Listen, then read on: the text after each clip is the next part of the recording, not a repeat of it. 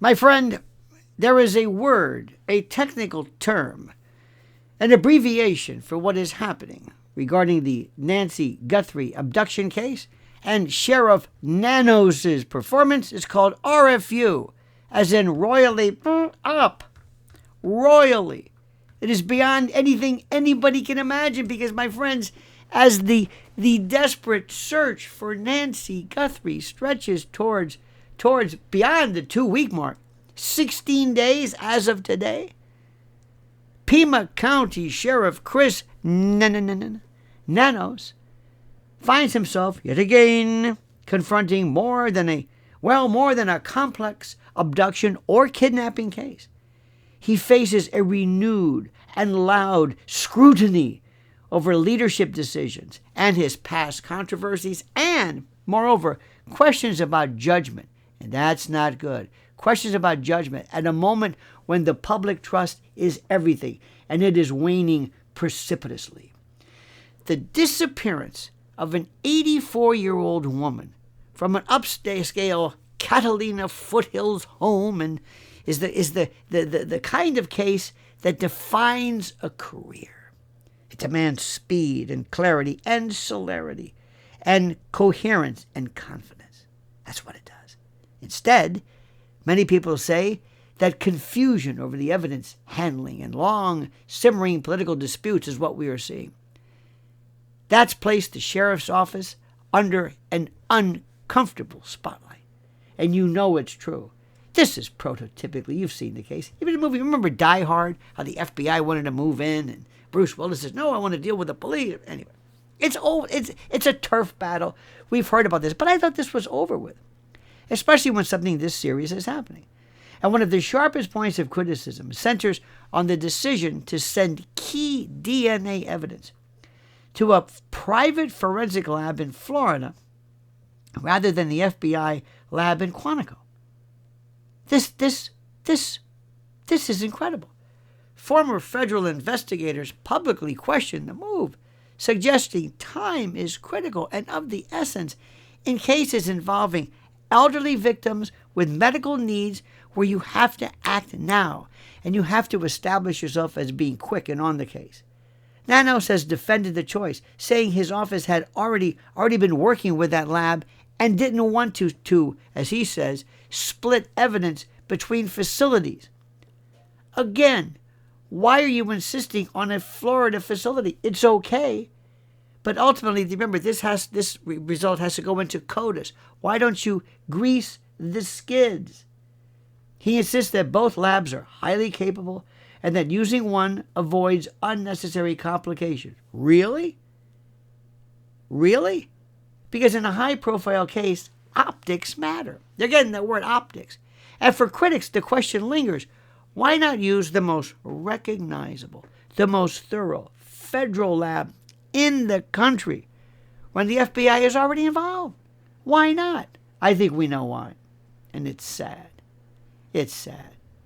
The sheriff has also denied any delay in contacting federal authorities. He says the FBI was brought in right away, on the first business day after the investigation. And he says that, most importantly, he said that all forms of cooperation and working together have been seamless.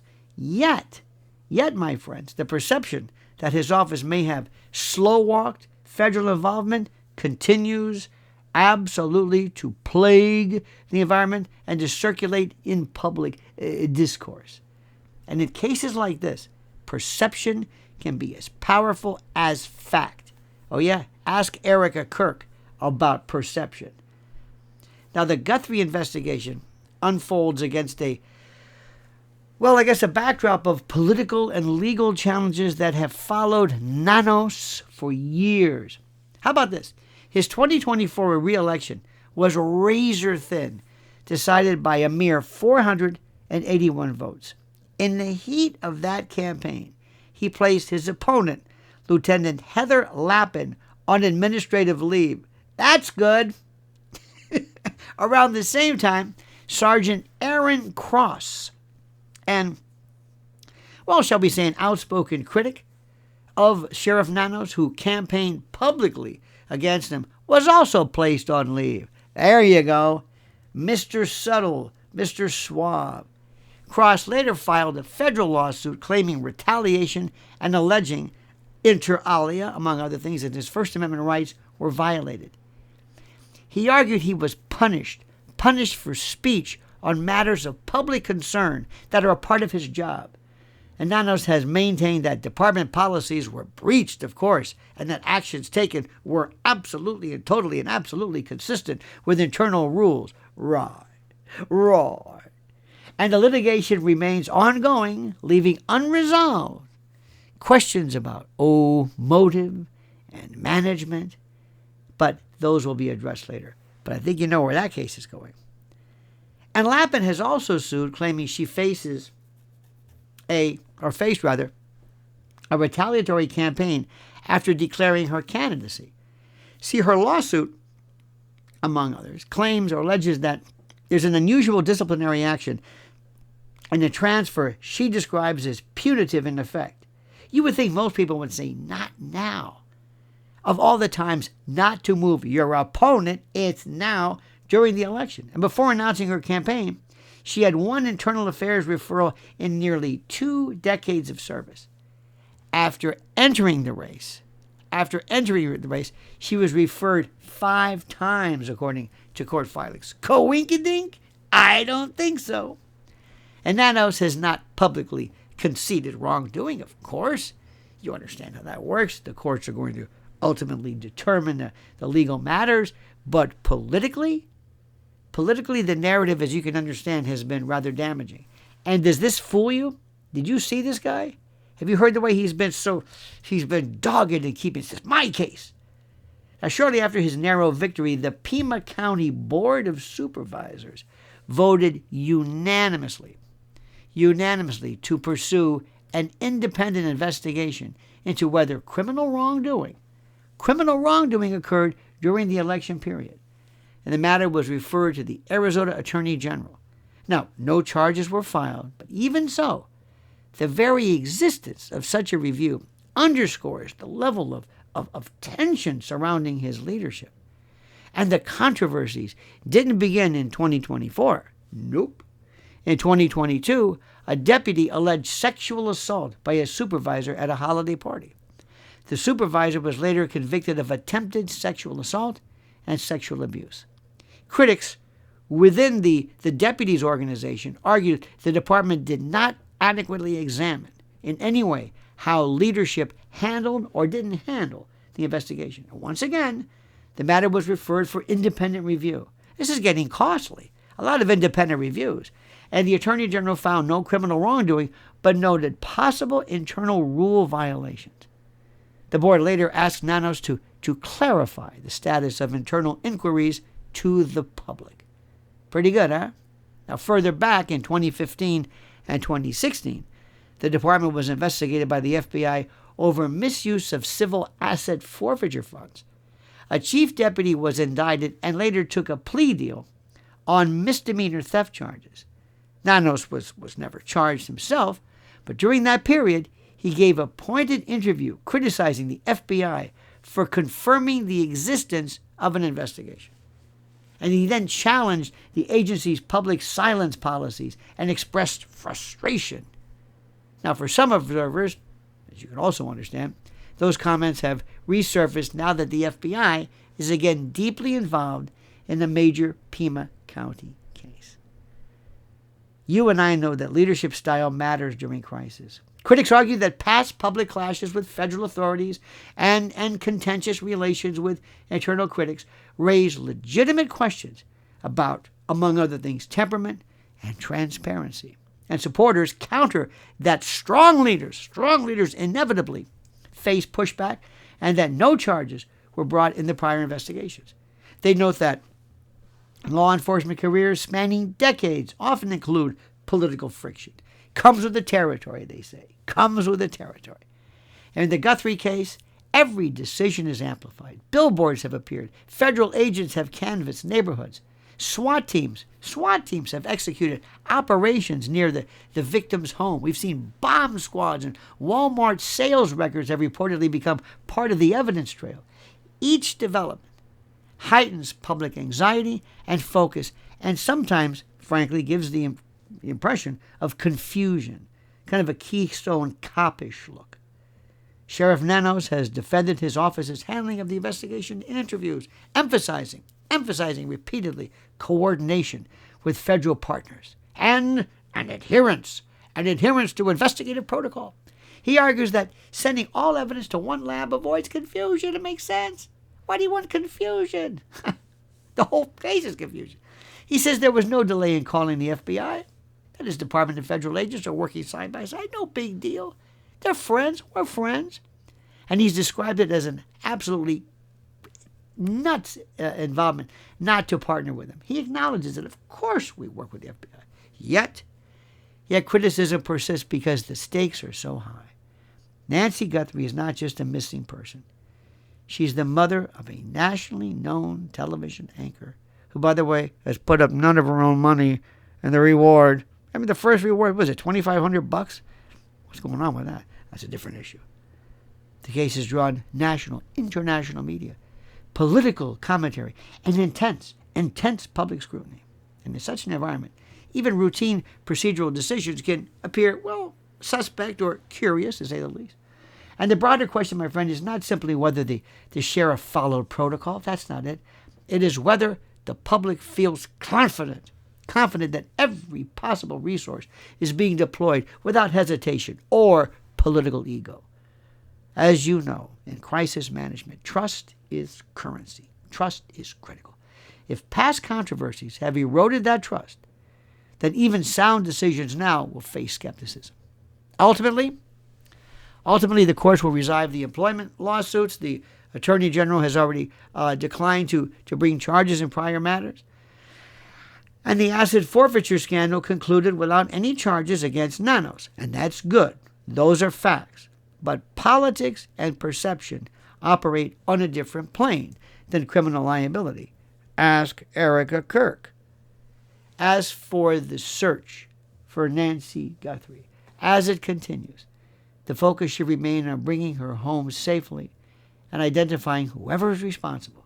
And at the same time, scrutiny of leadership is inevitable and to be expected in cases of this magnitude. And Sheriff Chris Nanos now stands at a defining moment. His legacy will be shaped not only by past disputes or campaign battles or problems with underlings, but by how effectively and transparently this investigation is conducted in the days ahead. In law enforcement controversy, if controversy, in essence, can be survived, that's what's critical. Failure in a high-stakes case like this cannot. And this is what you have to understand. There are things that we sometimes as lay people will look at and will say, I don't understand this. Now, I am not there. I have an understanding, both as a former prosecutor, a trial lawyer, been involved in these things. And one thing I can tell you that I would do. I would do this. First and foremost, that area would be sterile within 5 miles. You know, all these people you have, these reporters standing in front of the house saying, yep, there it is. Get out. What are you doing there? This is a crime scene. Sorry, TMZ, this is a crime scene. You don't belong here. And then I couldn't believe this. They said a pool company was invited by the family. Hey, we got to get the pool cleaned. What? People with poles and brushes moving about in a crime scene? I don't care. No. I don't care if the pool turns green, brown, or evaporates. No. Because you keep finding new gloves and new that means that the areas that we're talking about have not been thoroughly searched. I would have every square inch, every centimeter in a grid checked off so that anything that we find now had to have been added later. And the stories themselves, none of it makes any sense. None of it. And this isn't really the sheriff's fault, but these people, what do they want? I think we should look for some retarded, with a guy with a Sherpa, lawnmower backpack who walks up, putting his hand in front of not the ring. I'm always clear, always corrected. It's a Nest camera. It's a Nest, okay. But he puts his hand up, And then he takes foliage and weeds and what are you going to do? Bless this like sage? Like some Native American ceremony? What is this? What's going on here? And everybody, by the way, is a blood drop expert. Everybody knows. Oh, that's obviously the blood from hemorrhaging. Oh, that's a face drop. Well, that blood splatter. Excuse me, Henry Lee. I saw the same thing during the O.J. case. Remember the O.J. case? Overnight. I remember this like it was yesterday. Overnight, people said, "Why wasn't there more blood in the Bronco? Why wasn't there more blood in the Bronco?" To which I answered, "Why was there any blood in the Bronco? What are you talking about? More blood, less blood, splatter." Henry Lee, remember him, how he was throwing the blood and the show? Everybody's an expert. Everybody. And for those people who are asking, what could this be? Is this kidnapping? Is this? Well, obviously, she's not there. And I want to know, and maybe Sheriff Nanos could say, could you tell us a little bit about inside the house? You don't have to show us pictures, but just for curiosity. Was her bed made? Was she ever in bed? Was this violence scene in the house? Were there ever any points of entry? Are you talking about these two? This Jadrul decides to come in through the front door with the lights. A door is the most reinforced part of the house. Nobody goes through the front door unless it's an apartment or you have one entry. There are windows. Remember, the back entrance was open. How does that work? I know nobody cares about my opinion, but I'm telling you what I think I would focus on. I do not intuitively believe, I'm sorry, that the brother-in-law has held a grudge and is somehow involved in a Tommaso. I do not believe this. And if you did suspect the brother-in-law, the first thing you do is you sit his ass down and start asking him questions. When he takes the Fifth Amendment, that's the guy. But have they even done that? Is he around? Greg Gutfeld, to his defense, said something that was not that far-fetched. If Savannah were to say, let me take the poly, as Mr. Gutfeld said, if he takes the poly, others would say, well, let me do that too. And don't kid yourself. Polygraphs work. Believe me. Believe me. They may not be allowed into court. That's a different story. They work. Under the right polygrapher, they are absolutely perfection. And that's what you've got to realize. That's the thing which we have to understand. There's a lot of questions I don't understand. If I had to guess anything, the storyline that makes kind of the most sense to me that I could work with, granted one that I'm creating out of thin air, I would still submit to you, dear friend, that in nearby Mexico, there are abductions and kidnappings all the time. It's what they do. Americans have been told in Mexico City, be careful. Kidnap. It's easy for somebody to understand who this person is. It's easy for somebody to understand in this community. It could be a worker. Remember the poor DoorDash bastard? Remember they got him and his mother? I don't know nothing. Okay, fine. But who knows? A guy working in the house, a pool person. Who knows? And if you, and also, I hate to use the word retarded, but I don't know what it is. How would you best disable a Nest camera? It's called duct tape. Piece of tape. That's it. You don't need to, What is this? He's got this oven mitt. What is he, Jake LaMotta? What is he doing with it? I don't even know. Back and forth. And they're even looking at the gate. Oh, it's a woman. They had a body language expert. Listen, a body language about how this guy's walking. He's got 200 pounds of bricks or whatever this thing is in this. What do you mean the way he's walking? Look at him. Who can walk like this? Somebody was saying the other day, and I like a lot of people. I like Ashley Banfield a lot. I like her style. She says, balaclava, the ski mask. Where the hell do you get that in Arizona? Where do you get that?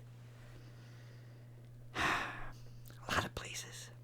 And there's this place called what's the name of it? Oh, yes, Amazon. It's not exactly the hardest thing to get, but you have to answer. Why is he going back and forth? And is this the only person who's involved? Is that the abductor? Is that the person? And if you find, and by the way, just to let you know, if I represented this guy, if they arrested him, I would tell Pedrito, you're not going to say a word. And I would say, he was there. So what? Get him on trespassing. Prove he was inside. Prove he was inside. Does he have her blood on him? Any other pictures? Anything else? I don't care how many times anybody went to the front door. That's not necessarily the killer or the abductor. And finally, and I don't say this with any degree of relish or ha ha ha, it's horrible because I think about if my beloved mother, if that were my grandmother, I'd be going crazy. I think it is extremely unlikely that at 16 days past the abduction, that she somewhere is being fed and watered and hydrated. I don't know about her medicines. I don't know how critical they are. Is it high blood pressure medication? Who knows? I do not know. I hope I'm wrong. She could be in Mexico. She could be in a safe house being fed tortillas and whatever. I still think the Mexican angle, no offense against our Mexican brothers and sisters, but I'm saying in that society, in that criminal element, that's what they do. We don't really kidnap in this country. We abduct. We will snatch. But under the laws, remember this, and this is what's important. Under the laws, kidnapping in Arizona is of course taking somebody, but it is confining them. It doesn't mean necessarily what you think it means. It doesn't mean what you think it means. It's a different story. In Arizona law, under Section 13-1303, kidnapping is essentially basically false imprisonment, so to speak, but under 1304, kidnapping occurs when someone knowingly restrains another person, restrains them, not takes them, restrains them with specific criminal intent. And the restraint must be coupled with one of the following. 1, holding the victim for ransom or as a shield or a hostage, victim shield, hostage shield, human shield, hostage. 2, using the victim as a slave. 3, inflicting death or physical injury or sexual offense. Remember, abduction plus this. Or placing the victim in reasonable fear of imminent injury, or interfering with a governmental or political function, or taking control of an aircraft, train, bus, ship, or other vehicle. That is called kidnapping. Restraint means restricting somebody's movements without consent, but you have to have that second aspect of it. That's when it becomes kidnapping. You don't have to necessarily move. You can break into a house and hold them. Remember the case of this man who he had women, well, obviously they were his slave, but you could go to someone's house and basically confine them there. It's the idea of movement. Movement is limited. Restraint is the issue. It's a horrible case. Would a federal involvement in there, to bring the feds in, you've got to show interstate travel, or that the assailant, the bad guy, the perp, has to travel interstate, via interstate, to get to this. One would argue that if they were from Mexico, maybe. All I know is simply this. In times like this, it's horrible. I also ask, let us stop. And I do it too. I don't know why. I mean, I think we all do it. We all want to pick apart the Savannah Guthrie. What is she doing? Why is she doing? Why is she acting like that? Is she legit? How come she's wearing makeup in the second time? How come she used this word? One of the actual speeches but the addresses she gave used a code word of celebrate or whatever. So I know this. And her husband, I know he worked for the Democrats. Okay, fine. That has nothing to do with this. It has nothing to do with this. and you can make all the Epstein connections you want. Yes, she was brutal in some of her interrogations of President Trump. So what? We're not talking about that now.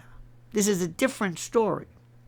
Let us compartmentalize. Let us remove. Let us differentiate. Let us remove this issue from other political issues as well. I thank you for this. What do you think? What are your thoughts? What are your observations? What about this sheriff? What is this show? What does this say about him? You know exactly. This is his turf battle. And this is what happens when you put politics into the middle of this stuff. What do you think about this? All right, my friends, please, I've got some questions for you I ask you to weigh in and comment on. Please also accept my utter thanks for your incredible involvement, your review, and your absolutely brilliant analyses. I ask you to like the video, subscribe to our channel, and please, as I always say, comment as you see fit.